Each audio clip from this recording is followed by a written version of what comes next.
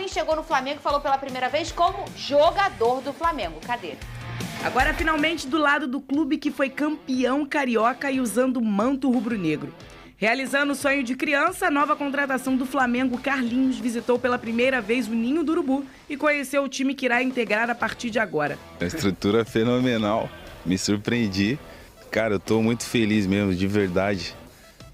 Pra mim tá sendo um prazer enorme tá vestindo o manto sagrado. E é isso, cara, é só ser feliz, quero jogar, quero estar com meus companheiros no dia a dia. E é isso. Vice-artilheiro do Campeonato Carioca, com 8 gols, jogando pelo Nova Iguaçu, o atacante chegou prometendo brigar para chamar a atenção de Tite. Vim pra cá pra ajudar, né, meus companheiros, aprender também com eles e jogar, cara.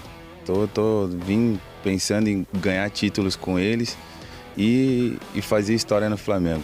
Carlinhos é a 4ª contratação do Flamengo, que desembolsou 3,2 milhões para ter o atacante. Ele se despediu do Nova Iguaçu no domingo e fica no rubro-negro até 2026. O jogador fará parte do time que tem muitos desafios pela frente e já conta com um elenco de peso, como é o caso dos ídolos do Flamengo, Arrascaeta, Bruno Henrique e Gabigol. Os 3 chegaram no último domingo à marca de 12 títulos oficiais pelo clube e podem até o fim da temporada ter a chance de igualar ou até superar o recorde de Zico e Júnior. A gente ficou muito feliz por estar cada vez mais fazendo pelo clube, ganhando títulos e que, se Deus quiser, esse ano a gente possa conquistar ainda mais. Neste ano, o rubro-negro vai brigar por pelo menos mais 3 títulos: Brasileiro, Copa do Brasil e Libertadores.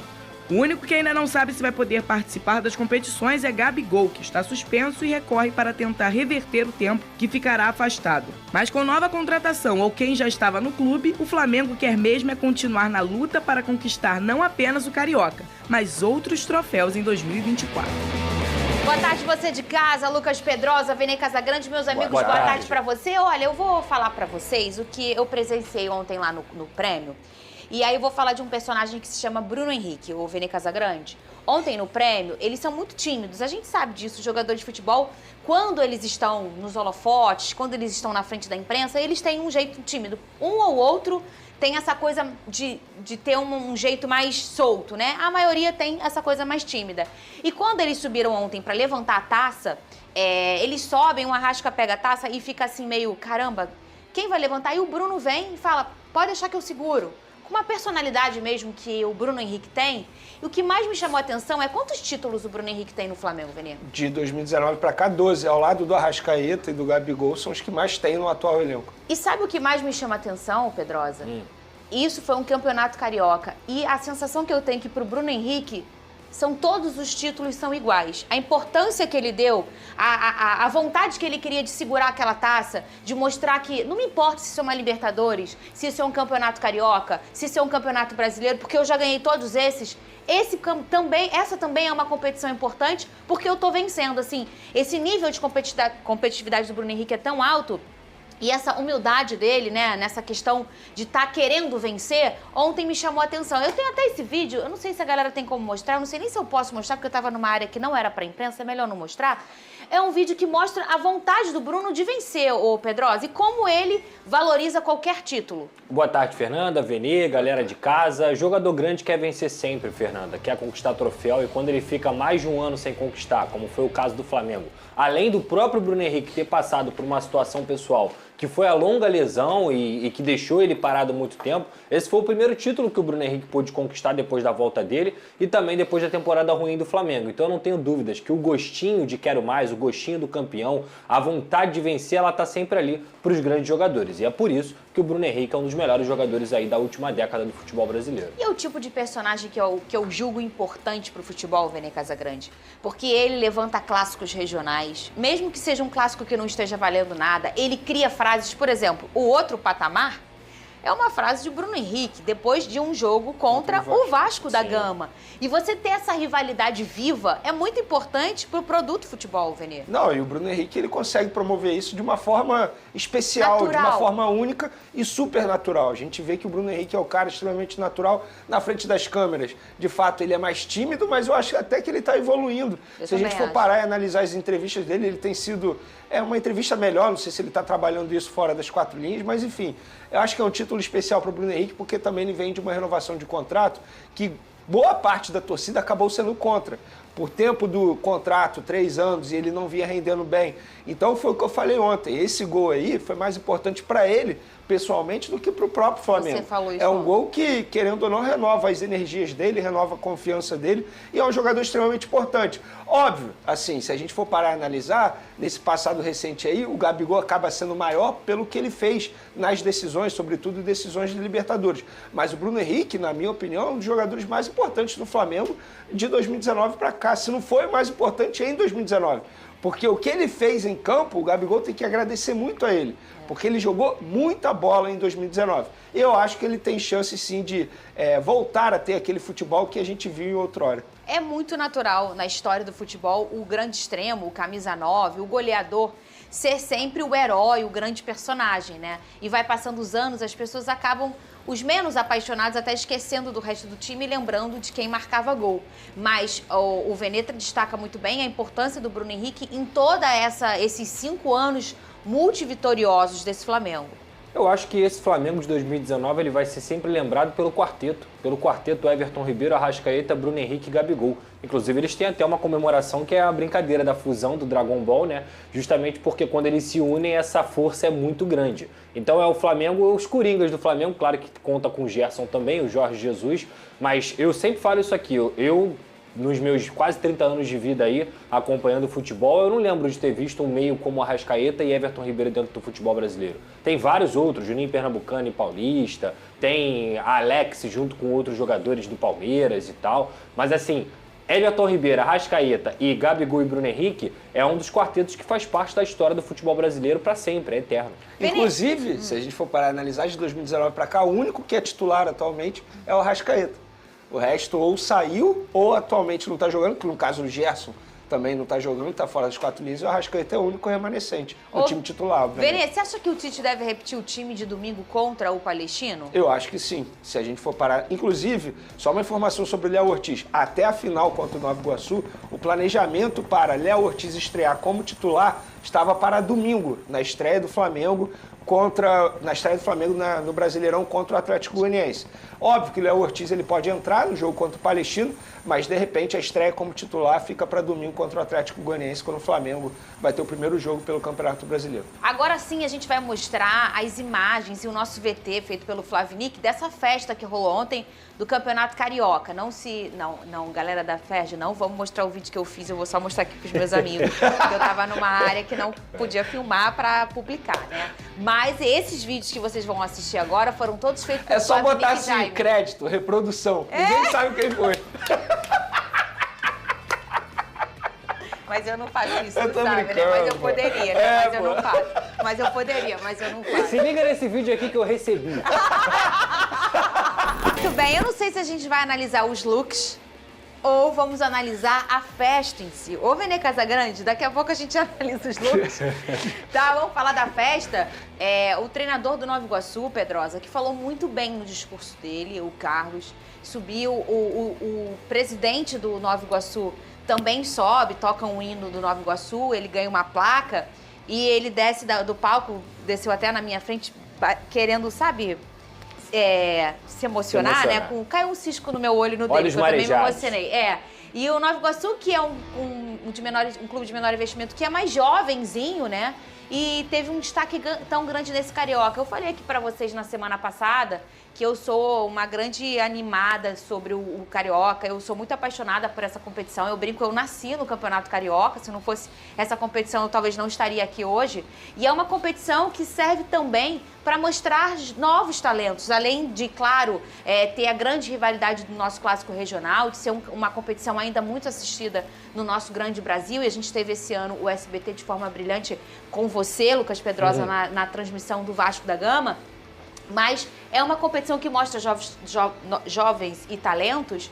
E o Nova Iguaçu ontem, em cima do palco de um poderoso Flamengo, foi muito emocionante, Pedrosa. O normal é o Flamengo ganhar o Campeonato Carioca, porque não é normal, o Nova Iguaçu tá na final. Então isso você já entende o tamanho do feito que esses jogadores conseguiram, que o técnico Carlos Vitor conseguiu também, a emoção deles. Como eu falei aqui, daqui a 20, 30 anos o Carlos Vitor vai contar isso para os netos dele, Verdade. Porque é um feito histórico dentro do futebol carioca, para a história do Nova Iguaçu, para a história da cidade de Nova Iguaçu, enfim.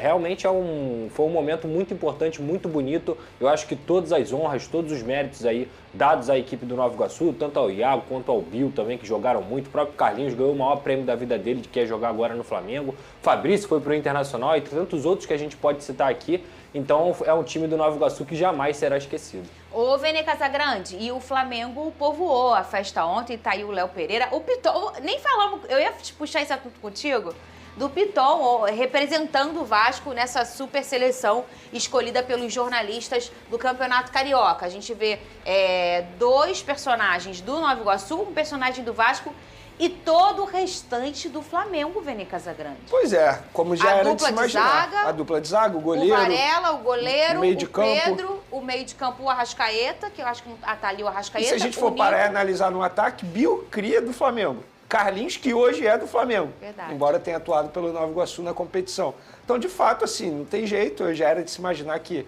a seleção no campeonato teria a grande maioria de jogadores do Flamengo.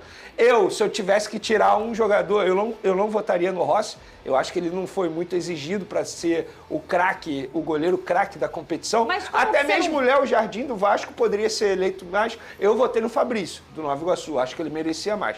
Fora isso, acho que não tem nenhum problema, os demais que foram escolhidos, muito pelo contrário.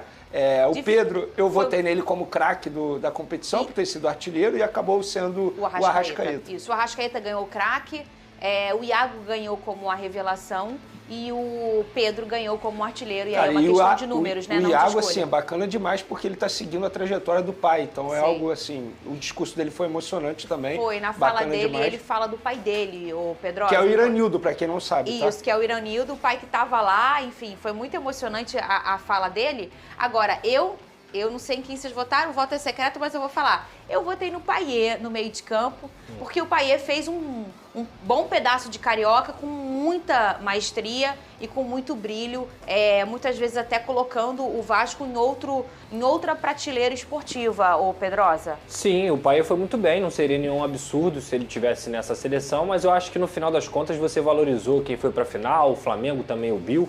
Na questão do goleiro eu também não colocaria o Rossi, para mim é Léo Jardim ou o Fabrício, porque o Fabrício levou o time do Nova Iguaçu até a final. Inclusive, muita gente não se lembra, mas o Fabrício fez 2 grandes defesas no primeiro jogo e no segundo jogo contra o Vasco da Gama, quando o Vasco viraria ou passaria à frente do placar. Final, cara. Na própria final ele também agarrou muito, mas acabou perdendo. Mas assim, o maior troféu do Léo Jardim também foi ter ido para a seleção brasileira, né? Então isso já mostra o nível de atuação que ele vem tendo não só nessa temporada, mas desde o ano passado. E o Lucas Piton, já falei aqui, é chover no molhado, né? Um dos 3 melhores laterais esquerdos do Brasil, tem o Piquerez, tem o Juninho Capixaba, hoje você tem também no Flamengo o Ayrton Lucas, um Vinha, mas a atuação do Lucas Piton há muitos meses, ela é de se honrar mesmo, e ele, como representante do Vasco da Gama, foi muito bem escolhido. Salve, salve, galera! Chegando agora mais um vídeo aqui no nosso canal. Vídeo informativo sobre o nosso Mengão. O Flamengo que conquistou mais um título de campeonato carioca. Agora são 38 títulos, se tornando o maior vencedor do campeonato estadual. Então, destacamos aí essa hegemonia do Flamengo relacionada ao campeonato carioca. Vamos trazer agora as últimas informações do Flamengo, que já se prepara para enfrentar o Palestino no Maracanã, a partida essa válida pela segunda rodada da Taça Libertadores da América. Jogo que acontece no Maracanã, lotado. A torcida do Flamengo, mais uma vez, vai mostrar a força que é vibrar e torcer junto com o clube. Matheus Batti celebra consistência do Flamengo e comenta a altinha com Tite. Joelhão está solto. Auxiliar e filho de Tite cita clássicos contra 3 rivais como ótimos testes para as disputas do Brasileiro e da Libertadores. O gramado do Maracanã foi tomado pela alegria do 38º título estadual, mas figura que não passava despercebida. Com mais de 1,90 m e um sorriso que não conseguia tirar do rosto, Matheus Batti, auxiliar e filho de Tite, valorizou a consistência do Flamengo na bem-sucedida campanha. Não tem como não destacar e enfatizar o desempenho do Flamengo neste campeonato carioca. Lembramos que esse time titular do Flamengo não sofreu nenhum gol no campeonato carioca. A única vez que foi vazada foi com a equipe alternativa, equipe reserva, pois a equipe titular estava nos Estados Unidos fazendo a pré-temporada de início do ano. Então, o Flamengo conquista o campeonato carioca mais uma vez sem perder nenhum jogo. E o que destacamos é o fato de não ter levado nenhum gol com essa equipe titular. Então o Flamengo está de parabéns. O clube tem mostrado que a evolução é constante. O nosso Mengão tem jogado bem. Os jogadores estão ganhando confiança com o treinador Tite e agora é dar continuidade ao trabalho. Cara, feliz pela consistência do nosso trabalho. Isso é resultado dos atletas compraram, do que a gente quis implementar desde o início. E a gente sabe que é um processo que vai levar ainda o ano inteiro para a gente alcançar ainda voos maiores daqui para frente. Ciente de que o nível dos adversários será maior nas disputas de Libertadores e o Brasileiro, especialmente ao longo do campeonato nacional por pontos corridos. O filho de Tite disse ter duelos disputados em 2024 como réguas para os confrontos futuros. Se preparar da mesma maneira que a gente preparou para Botafogo, para Vasco, para três jogos contra o Fluminense, que foram jogos difíceis, jogos de um nível altíssimo já também, e valorizar que a gente construiu até agora e aí a jogo. Então agora não é brasileiro, agora é quarta-feira, Libertadores. O filho de Tite também tratou de brincar com a desenvoltura do pai em Altinha, que jogaram na praia na última quarta-feira. Recuperado de cirurgia no joelho direito, Tite deu passe de chaleira enquanto brincava com os netos Leonardo e Luca. O joelho dele está ficando solto já, está ficando bom, está abusado, risos. Ainda sobre o segundo título no Maracanã, ganharam a Copa América com a seleção de 2019, o auxiliar deu-se o direito de sonhar com a sequência de conquistas. É bom demais, cara. É bom demais. Muito, muito feliz de estar vivendo esses momentos, de estar vivendo esse momento com a construção de um trabalho sólido. Quem sabe não é o primeiro de muitos. A gente só ganha o segundo e se a gente ganhar o primeiro, né?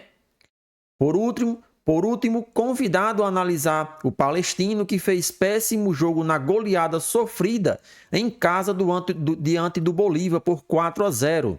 Matheus disse que os estudos começam na segunda-feira, mas afirmam que imaginam os chilenos com postura totalmente diferente para a partida desta quarta-feira no Maracanã, pela segunda rodada da Libertadores. Esses detalhes a gente ainda vai entrar amanhã, na sequência da semana. Mas a gente sabe que qualquer equipe que vem aqui no Rio de Janeiro, que venha aqui jogar contra o Flamengo, entra com outra energia. É outro respeito, é outro nível de intensidade. E eu concordo plenamente. Todas as equipes que enfrentam o Flamengo jogam de uma maneira totalmente diferente da que elas apresentam na temporada. Prova disso foi o próprio Vasco, que quando enfrentou o Flamengo jogou recuado. O próprio Botafogo, o Fluminense, no primeiro jogo não atacou muito o Flamengo. Ou seja, eles mudam de características, mudam de formação tática para que possam bater de frente com o clube do nosso Mengão. Nós sabemos que para bater de frente tem que mudar mesmo. Não pode atacar de qualquer forma, não pode se expor, porque se ficar brechas, o Flamengo é avassalador. O nosso Mengão com Cebolinha de um lado, Luiz Araújo de outro e Pedro centralizado, com os meias Arrascaeta, De La Cruz, enfim. É impossível atacar se você não for bastante compacto, vai sofrer contra o Flamengo e a tendência é que sofra gols. Portanto, o Palestino, penso eu, que vai mudar totalmente a maneira de jogar, por mais que tenha perdido o primeiro jogo por 4-0, eles não vão atacar de qualquer forma o Flamengo, porque sabem que, além do clube ter uma excelente equipe, tem a torcida que vai apoiar os 90 minutos. Essa é minha opinião. E na opinião de vocês, será que o nosso Mengão vence nesta quarta-feira? Já chega, participa e deixa a sua opinião nos comentários.